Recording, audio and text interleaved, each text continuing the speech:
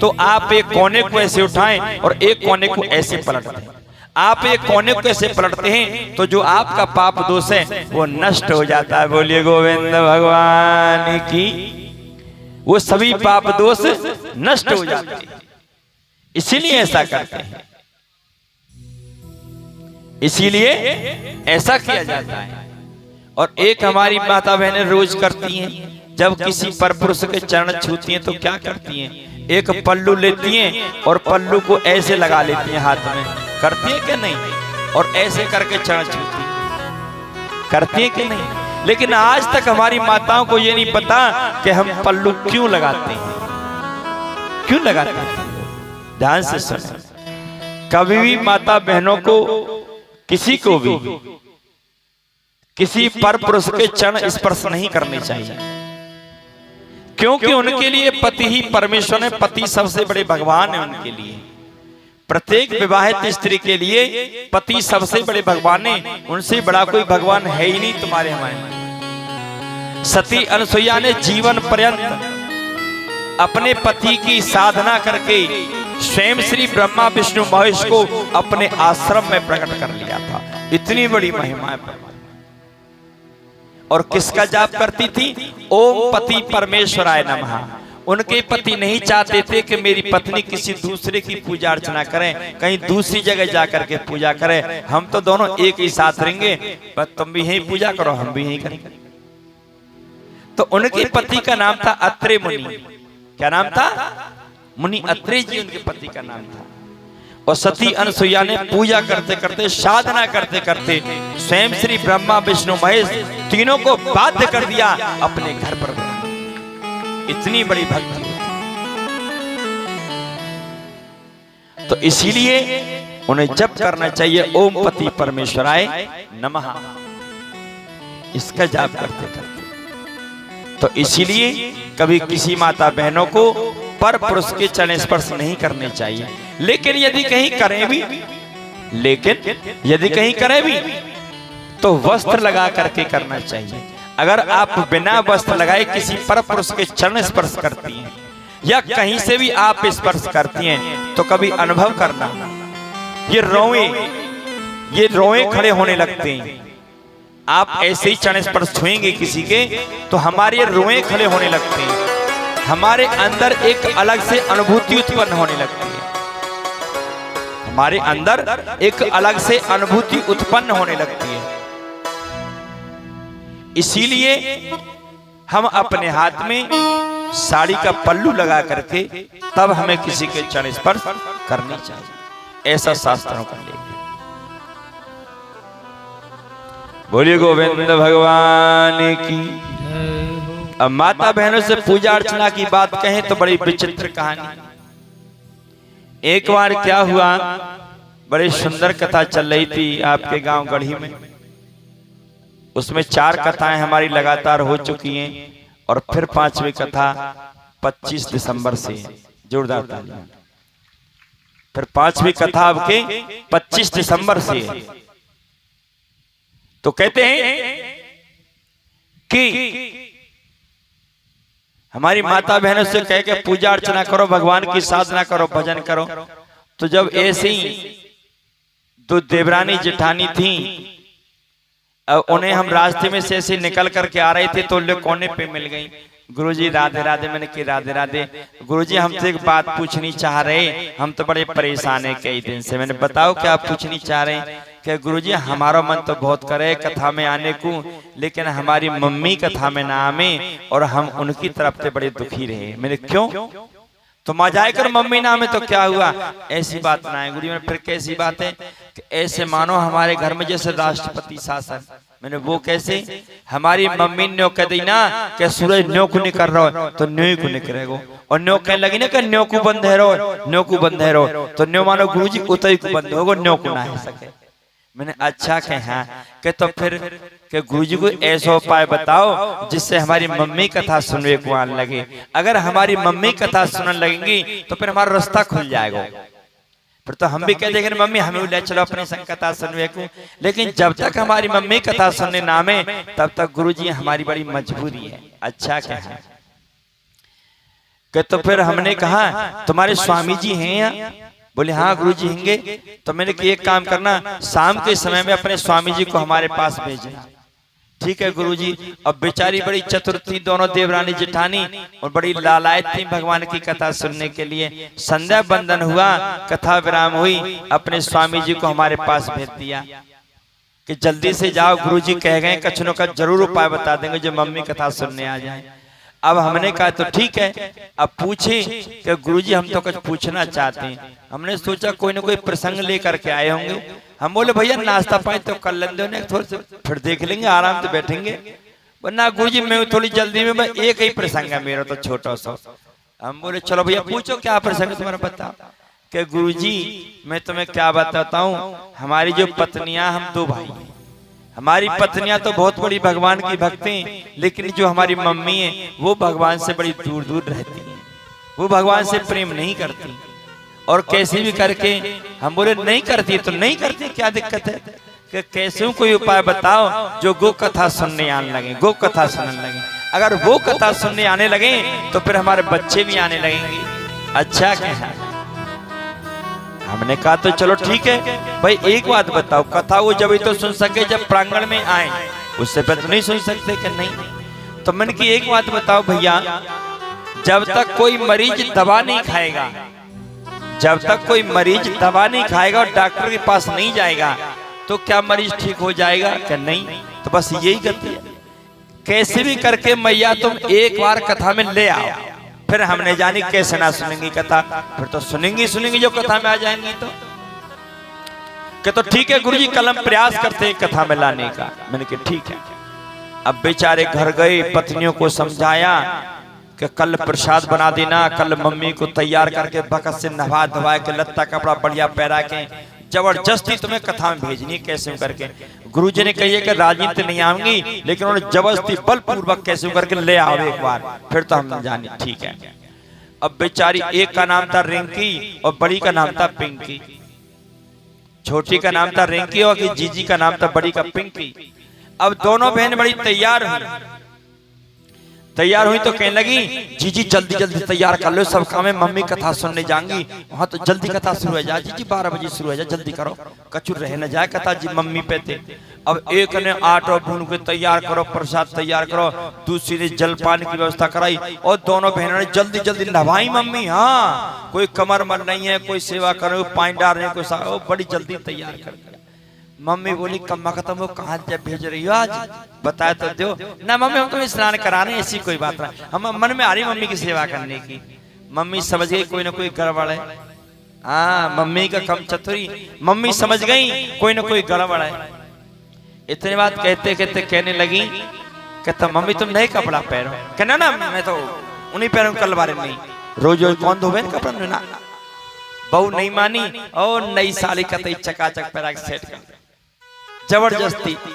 अब मम्मी तो कहली मम्मी कथा शुरू हो गई, आज तुम कथा में है आओ कैसे करके। कहना चुप चुप चुप कथा में है आओ, सब मेरे कथा यहाँ धरिए यहाँ। मो पतों को प्यासी का बात बताएंगे, काहे की चोरी मत करो, काहे की सीना चोरी मत करो, काहे को माल मत करो, जाको लियो वाको दो, अच्छा चिका अच्छो खा अच्छो पैरो मस्त रहो, यही बताएंगे प्यासी और का बताएंगे। मेरे सब यहाँ धरो, मैं ना सुना कथा पता। लेकिन बहू ने ज्यादा जबरदस्ती करी। अब जब मैया का हाथ पकड़ के बहू एक धक्का आगे तक खींचे और एक बहू पीछे धक्का मारे, मम्मी चलो मम्मी चलो। अब बहू कहने लगी, सास कहने लगी आज तो कम मखत जम्मे ही पड़ गई, आज तो भेज गई मानेंगी। तो झट मम्मी बोले रुको रुको रुको रुको रुको रुको, मैं एक काम भूल आई, अब यार एक मिनट रुक जा, मैं चली जाऊंगी, तुम तो कहते चली जाऊंगी, मैं कुछ भूल आई। झट मम्मी भीतर गई तो मम्मी पूजा के आले में गई। अब पूजा के आले में पत्ती बनाने वाली रुई रखी थी। झट महीना मम्मी ने 2 फुरफुती सी बनाई और झट 2 टुकड़ा तोड़ के झट कानन में लगा लिए। जब कानन में भीतर मैया फंसाए के और झट मैया झट बाहर को लेकर आई, ले कम मखत में तो जा रही हूँ और ठीक ठाक रही हूँ घर में, मैं कोई शिकायत ना सुन लूं, किबार बंद कर ली हूँ, बालक बाहर ना निकल जाए। ओ बड़ी समझा के जा रही, जैसे कितनी दूर जा रही है मैया। मैया कथा में पहुंच गई। अब जब कथा में पहुंची तो मैया सबके माई देखे न्यो करके, सुन तो कछु रही नहीं, जब हमके ताली बजाई तो मैया ताली बजाने लगे, हमके नृत्य गान करी तो मैया न्यों देखने लगे, और मैया खूब आनंद नहीं सबकी तरह, लेकिन सुन नहीं थी कुछ भी मैया। कथा विराम हुई, जब प्रसाद की बारी आई तो मैया सबसे पहले ठाड़ी रह गई, झोलिया लेके ले भैया ले रामू यम धर, और बेटा मेरी रिंकी को यही धर दे, बेटा पिंकी को, अरे बेटा उनके दो दो बालक सबको यही धर दे, मैं इकट्ठा करके जाऊं। जट मैया ने इतरो बंधवा लियो और न्यों लेके और पोटली बांध के जट मैया ने बगल में दबा ली। हाँ सब पूरे कुनवा को प्रसाद धरवा के मैया ने बगल में दबा ली। उधर बालक चिंता में थे, अम्मा आ रही होंगी प्रसाद लाएंगी, अम्मा आ रही होंगी प्रसाद लेकर, बालक बड़े खुशी। उधर रिंकी और पिंकी बड़ी खुशी, मम्मी आ रही होंगी कथा सुन के, मम्मी आएंगी हमें कथा सुनाएंगी, कल को हम भी जाएंगे। बड़ी खुश दोनों रिंकी पिंकी। मम्मी घर पहुंची, रिंकी तोड़ के पानी ला मम्मी को, और रिंकी भाग के पानी आई जाए, मम्मी पानी पियो। एक जनी हाथे मस्कन लगी, एक जनी पैर में दबान लगी, ओ बड़ी सेवा। और कह नहीं मम्मी एक आध बात सुनाओ, तुम्हें तो आज पूरी दिन कथा सुनिए, एक आध अच्छी बात सुनाओ जो तुम्हें व्यास जी ने सुनाई। तो मैं चुप चुप, मैं तो पहले ही बता रही कि जो व्यास जी बताएंगे मेरे सब यहाँ धरिए, वो सब याद है, पर तुम मानो ना मेरी काई बात मैं जबरदस्ती भेज दी कि कहा सुना रहे, क्यों नहीं सुना रहे कि चोरी मत करो काई की सीना चोरी मत करो, काई ते गलत मत बोलो, सबको सम्मान करो, सबको आदर सत्कार करो। मम्मी कछु और बात ना बताई, भगवान के बारे में कोई बात ना बताई, वहां ना बताई कच्छ भी।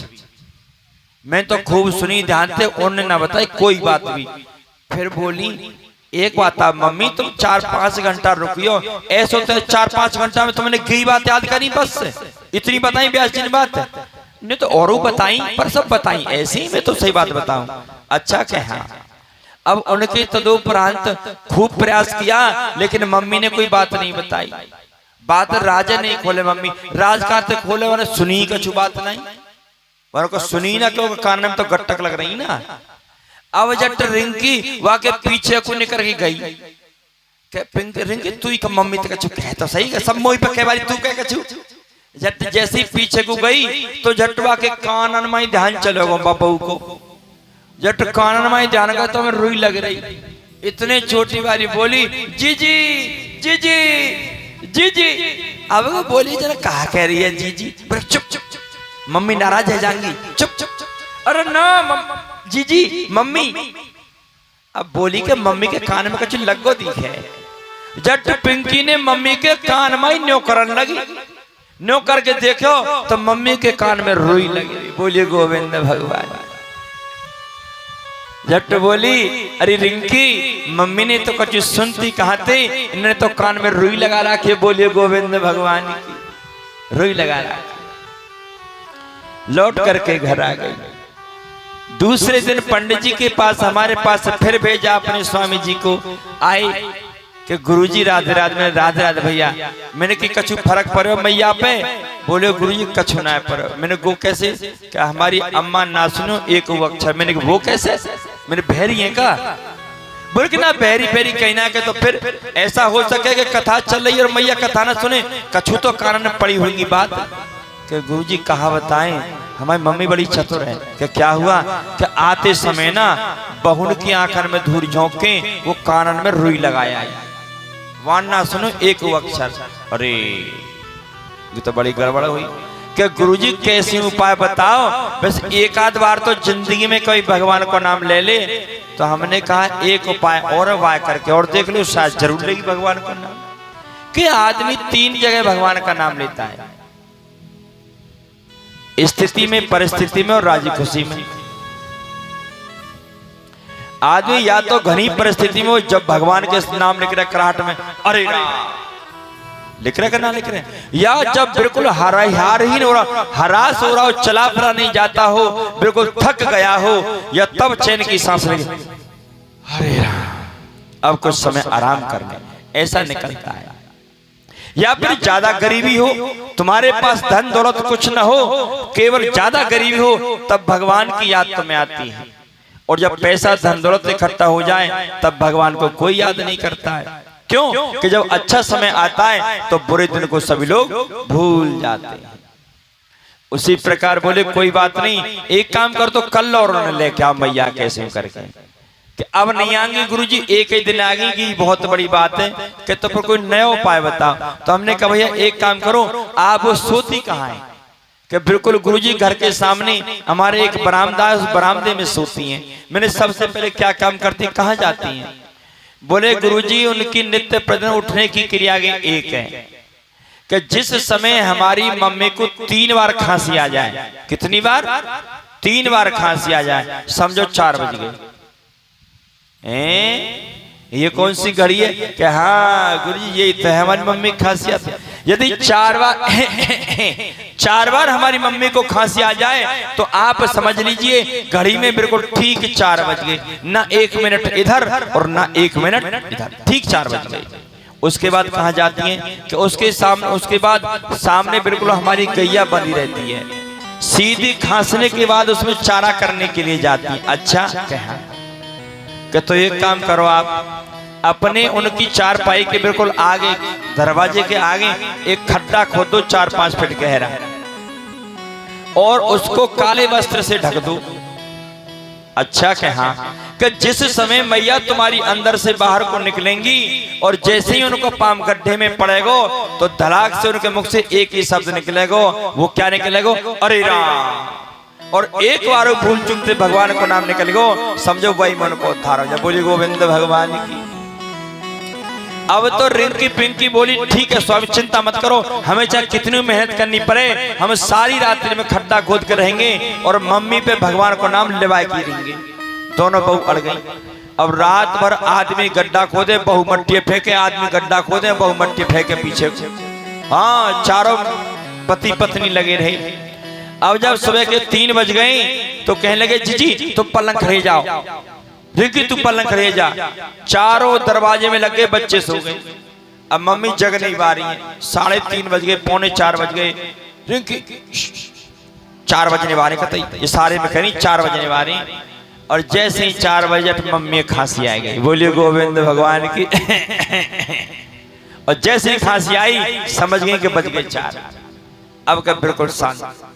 इतने में मम्मी उठी और मम्मी ने उठते ही जैसे सीधे पैर को आगे बढ़ाया और सीधा पैर धड़ाम से उनका उस काले वस्त्र पर पड़ा और मैया धड़ाम से खड्डे में सर उनको जाके सामने वहां में लगा दीवार में, धड़ाम से खड्डे में गिर पड़ी। और जैसे ही मैया खड्डे में गिरी तो पतो मैया के मुख से क्या निकला? मैया बोली धत तेरे की। बोलिए गोविंद भगवान की।